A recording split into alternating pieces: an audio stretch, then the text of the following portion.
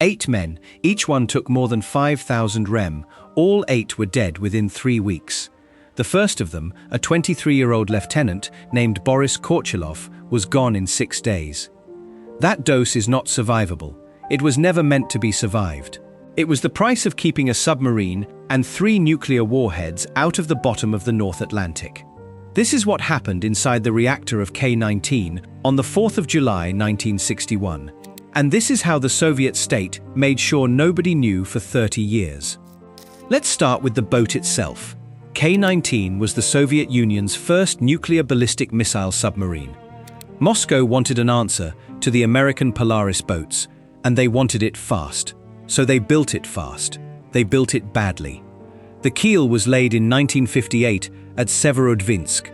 Men died during construction. When the launch bottle was swung against the hull to christen her, it didn't break. To a superstitious crew, that meant one thing. The boat was cursed before it ever touched water. Here's the part that mattered most. K-19 had 2 reactors, each one putting out 70 megawatts, and neither one had a backup cooling system. If the main cooling loop failed, there was no second line. There was nothing. Think about that for a second. A nuclear reactor makes heat whether you want it to or not. You can shut down the chain reaction, but the fuel keeps cooking itself for hours after. To stop it from melting, you have to keep water moving through it. Take that water away, and the core climbs toward its own melting point with nothing to catch it. The Soviet Navy sent this boat to sea knowing that. On the 4th of July 1961, K-19 was on her first patrol, running near the southern tip of Greenland. Around 4 in the morning, a pipe cracked. A pipe carrying coolant to the starboard reactor. Pressure in that loop dropped to 0. The pumps had nothing to push. And with the water gone, the core temperature started to climb. The control rods dropped in. The chain reaction stopped, but the decay heat kept rising, and the temperature crept toward 800 degrees Celsius. That's near the point where the fuel rods themselves begin to melt. If they melted, the boat became a floating disaster with warheads on board. There was one more problem. The long-range radio was down too. No coolant and no way to call home. Captain Nikolai Zateyev had one move left. He could let the reactor go and lose the boat. Or he could send men into the reactor compartment to build a new cooling line by hand, in a space that was already lethal. He chose the men. The volunteer to lead them was Engineer Lieutenant Boris Korchilov, 23 years old. He and his team gathered their gear. Here's what they had: raincoats, gas masks. That was it, nothing that stops radiation. A raincoat keeps water off your shoulders. It does nothing against gamma rays tearing through your body. Around 10 to 7 that morning, Korchilov's team went down into the compartment. Survivors described a blue glow in the air. That glow is ionization. It's what the air looks like when radiation is passing through it so hard it lights up. If you can see that glow, you are standing inside a dose no person walks away from. They got to work. There was no coolant left to use, so they improvised. They ran a new line off the submarine's drinking water supply and fed it into the reactor loop. Then they welded the broken pipe by hand, right there, with the core cooking a few feet away. And it held. The temperature stopped climbing. The reactor came back under control. 8 men welding in raincoats had just saved a submarine, its crew, and 3 nuclear missiles from the sea floor.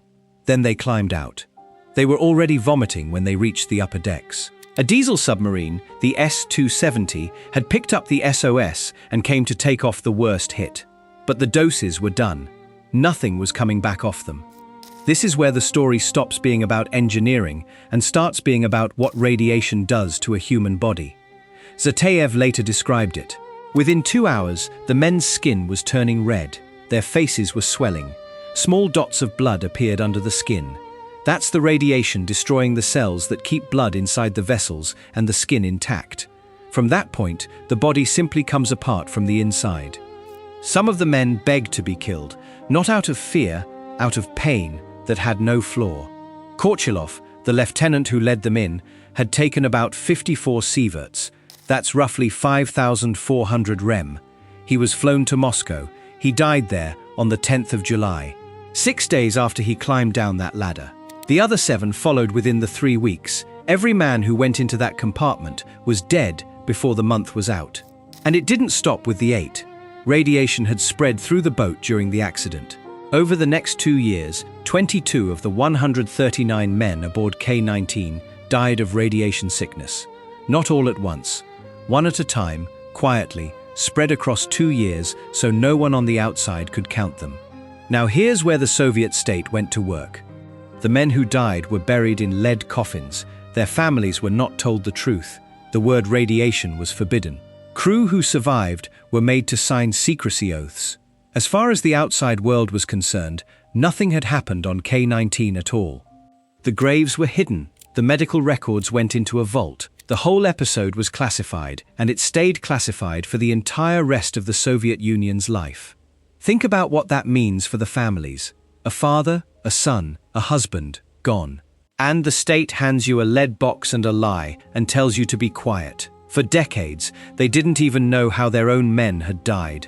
In 1965, the Soviets took the 2 damaged reactors and their fuel and dumped them in Abrosimova Bay, in the Kara Sea. Straight into the water. They're still down there. The truth only started to leak out as the Soviet system itself was collapsing. In 1991, the newspaper Pravda finally confirmed in public that radiation had killed much of the crew. That was the first time the West got real details of what happened on that boat 30 years earlier.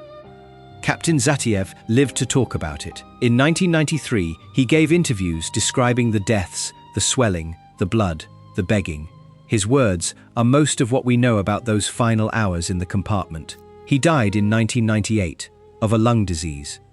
In 2006, the surviving crew of K-19 were jointly nominated for the Nobel Peace Prize.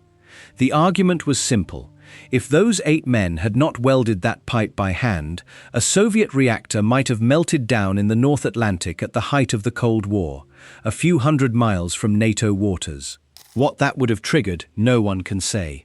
So they went in with raincoats and gas masks and stopped it. And the country they saved buried them in lead and denied they ever existed. Here's the number to sit with: 6 days. That's how long it took Boris Korchalov to die after he climbed down that ladder. He was 23.